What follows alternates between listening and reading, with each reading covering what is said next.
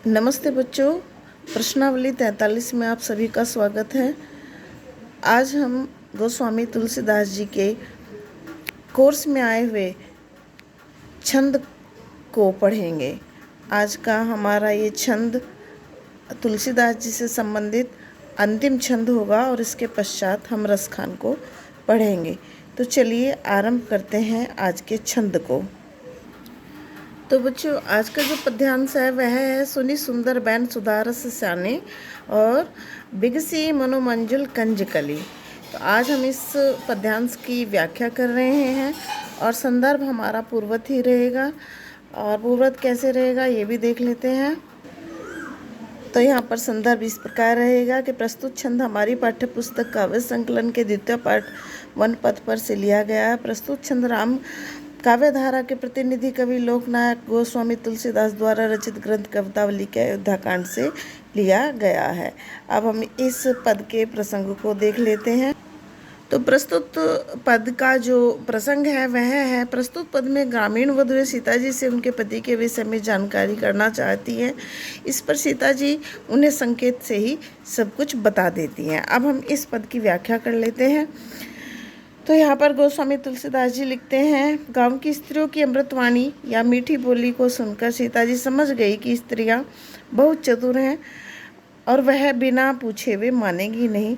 तो वह मर्यादा का पालन करते हुए संकेतों के द्वारा उन्हें बता देती हैं कि वह जो साथ में आगे चल रहे हैं वह उनके पति हैं।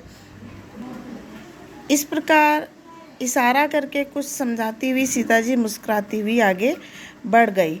तुलसीदास जी कहते हैं कि इस अवसर पर वे स्त्रियां श्री राम जी के दर्शन पाकर एकटक उन्हें देखती हुई ऐसी शोभा पा रही हैं मानो सूर्य उदय होने पर प्रेम के तालाब में सुंदर कमल की कलियां खिल उठी हों। तो आप यहाँ देख रहे हैं कि मर्यादा का पालन करते हुए सीता जी ने उन्हें इशारों में बता दिया कि ये जो मुझसे आगे चल रहे हैं ये मेरे पति हैं। अब हम इस छंद का काव्यगत सौंदर्य देख लेते हैं एक बार। अब हम काव्यगत सौंदर्य के अंतर्गत देख रहे हैं कि प्रस्तुत छंद में नारी सुलभ लज्जा का सुंदर चित्रण गोस्वामी जी ने प्रस्तुत छंद में किया है। और प्रस्तुत छंद में यहाँ पर हम देख रहे हैं कि राम सूर्य के समान स्त्रियों के का प्रेम तालाब एवं उनके जो नेत्र है कमल की कलियों के समान है। और यहाँ प्रकृति के मानवीकरण स्वरूप का अद्भुत चित्रण प्रस्तुत पद में हुआ है। तो अब हम इसके साहित्यिक सौंदर्य को देख लेते हैं छंद के। तो साहित्यिक सौंदर्य के अंतर्गत आता है भाषा, रस, अलंकार, गुण और छंद। तो भाषा में ब्रज भाषा का उत्तम प्रयोग हुआ है, श्रृंगार रस का प्रयोग हुआ है, अलंकार में रूपक, उत्प्रेक्षा और अनुप्रास अलंकार को हम देख पा रहे हैं, माधुर्य गुण का छंद में प्रयोग है और छंद हमारा समैया है। बच्चों, स्वास्थ्य कारणों से मैं 2 या 3 दिन तक अपनी वीडियो नहीं भेज पाई हूँ, इसका मुझे खेद है।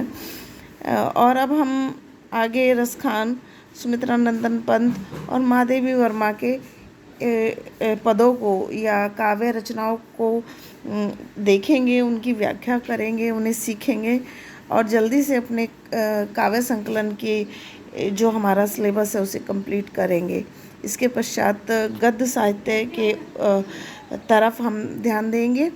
मैं बिल्कुल आसान तरीके से आपको ये पेपर को सॉल्व करते हुए चल रही हूँ, बस मेरे साथ बने रहिए। ज़्यादा से ज़्यादा लोगों को वीडियो शेयर कीजिए ताकि वो चैनल को सब्सक्राइब करें।